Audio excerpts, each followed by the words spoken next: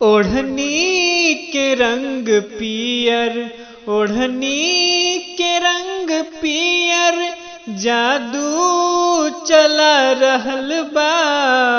लागे कि जैसे खेतवा में सरसों फुला रहल बा।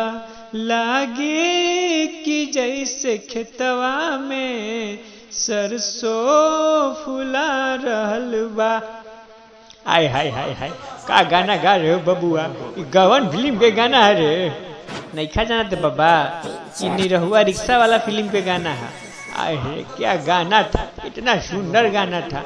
अब आजकल का देखो अश्लील गाना लोग गा रहा है, खाली भोजपुरी को बदनाम कर दे रहा है। ना ये चाचा, भोजपुरी में पहले निर्गुण रहे, भरत शर्मा के गाना रहे, भिखारी ठाकुर के गाना रहे।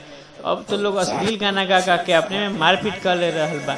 अरे हाँ अरे बबुआ, तू ठीक कह रहा है। बूढ़ियो एकरा में सपोर्ट करेगी।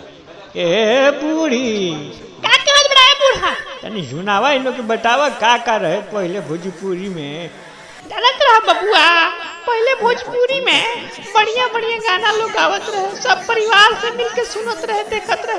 लेकिन अब के ऐसा गाना आ गइल बा, चाची तोर बाची तो फलानवा फलानवा वाला गाना से बड़ा बेकार लगता। हाँ ये चाची, तू तो ठीक कहत रहा। ऐसे भोजपुरी गाना आ गइल बा कि जेकरा से लोग बैठ के सुनो नहीं के चाहत। अरे हाँ अरे बबुआ, अब देखो इसको में हम लालू जी से पूछेंगे तो क्या कहेंगे। लालू जी आप बताइए कि अब भोजपुरी आपका बिहार बदनाम हो रहा है, इसमें आप क्या कहना चाहते हैं? बुढ़बा, बिहार के लोग खाली बदनाम करके रख दिया है। जितना सिंगर लोग है सब उल्टा पलटा, फलानवा सिंह चिलनवा सिंह, कौन कौन से सिंगर है तूफानी उफानी जो गा रहा है, रेमी प्रेमी, सबको हम समझा दे रहे हैं, बता दे रहे हैं थोड़ा लिमिट में गाओ, अच्छा से गाना गाओ, समाज में सुंदरता के लिए। नहीं तो एक एक पर हम केस करके सबको जेल में भिजवा देंगे, समझा कि नहीं?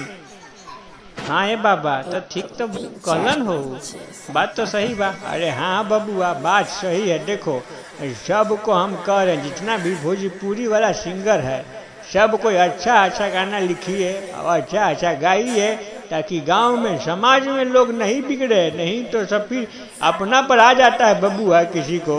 अब तोहरे बेटी पर कोई गाना गा दिया तो तुमको खराब लग गया, और तुम दूसरा के बेटी पे गाना गा रहे हो कि ऐसा होता है वैसा होता है, तो फिर कितना खराब लगता है बताओ। इसलिए हम बोल रहे हैं सबको कि बढ़िया बढ़िया गाना गाइए और समाज को बचाइए। ऐसी भी अश्लीलता फैल गया है।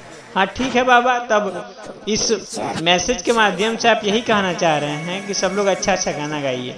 हाँ बाबू, हाँ रे, ये सब गाना गवाओ और सबको बताओ, और सबको बताओ कि मेरा चैनल को सब्सक्राइब करेगा, और जो भी हमारा कंटेंट रहेगा उस पर वीडियो बनेगा, समझा कि नहीं?